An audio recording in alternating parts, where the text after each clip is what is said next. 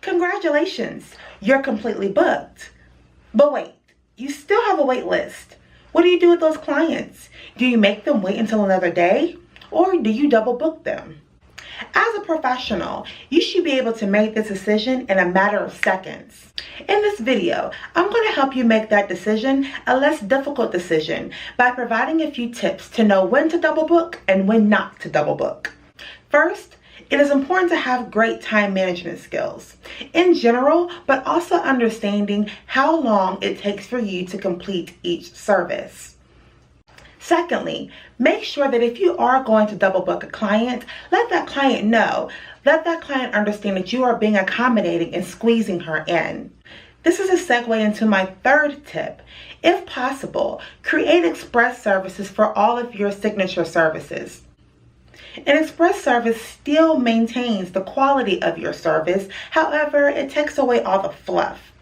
For example, I have a signature brow shaping service, and within that service, I always do a complimentary consultation. I overlook the brows. I may talk to the client no matter if it's their first or 50th time with me. I do a shaping, and then afterwards, I massage their brows and I fill them in with powder or product if they would like. But during my express service, I get them in the chair. I overlook their eyebrows to make sure there are no major changes. I shape them the same quality way that I always would, but I skip out the massage and the complimentary fill-in. Because remember, I have already communicated with that client that I am accommodating them and I'm squeezing them in, so they already should expect to know that the fluff I may not have time to do. So I'm taking a 30-minute service and chopping it down into about 15 minutes. You also want to make sure that you know your clients.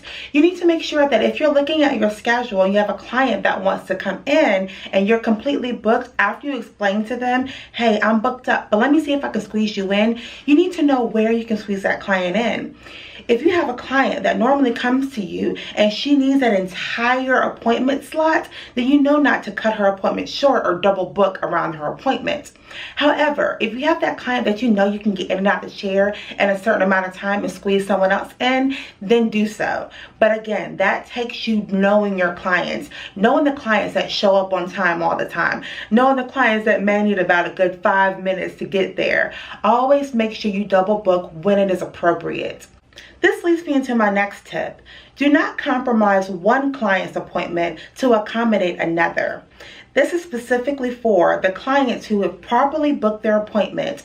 You do not want to cut their appointment short or give a client who's done their due diligence and properly booked with you for a regular appointment and the full appointment time. You don't want to give that client an express service. They don't deserve that. Give them the full service, and if there is time, then you can add in the client who wants the double booking and make sure that they know again that they are being squeezed in. Also, I do not advise that you double book around new clients. You want to give a new client the entire appointment time to give them a little bit of time to get lost. You want to make sure that if they're lost, they have time to find you and still have time to have the complete service. As I mentioned in a previous professional tip video, you want to make sure you have time to lead that new client into trust. L, for listening to them. E, educating them. A, allowing them to ask questions. And D, delivering a great service to them. You definitely need that for a new client, so you don't want to cut them short. And you also never know what a new client is going to bring. They may bring a lot of questions, and you need to make sure that you have the time in your appointment slot for them to answer those questions. And finally, remember that it's always okay to say no. It is amazing that you're booked, and your client should understand and know how to properly book with you and how to get that spot in with you during a busy day. If you're unsure of how to say no to a client when they're really begging to get in, you can have a conversation similar to this.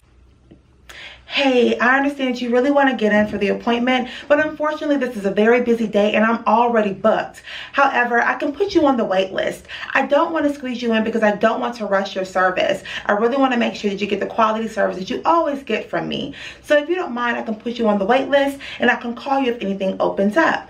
If not, we can book you for another day where you can have the full appointment time and I can make sure that you get the entire service just the way you always had. It is much better to have flexibility and have fewer clients on your book than to cram clients in and be extremely rushed and busy and feel like you don't have enough time to take care of all your clients. Always make good judgment choices. Don't fill people in. Don't feel the pressure. It's your business, and you need to make sure that you run your business consistently the same way each and every time. And if it means that you have to say no, then say no. That way the client can fully understand your schedule and respect your time. They'll also appreciate the fact that you value their appointment time and the service. To learn more about this topic and many more, please join me in my masterclass. For masterclass information, visit my website, www.ingabaileybrowse.com. If you have any questions, forward them over to inga@ingabaileybrowse.com. Hope to see you in class. Have a great brow day. Bye-bye.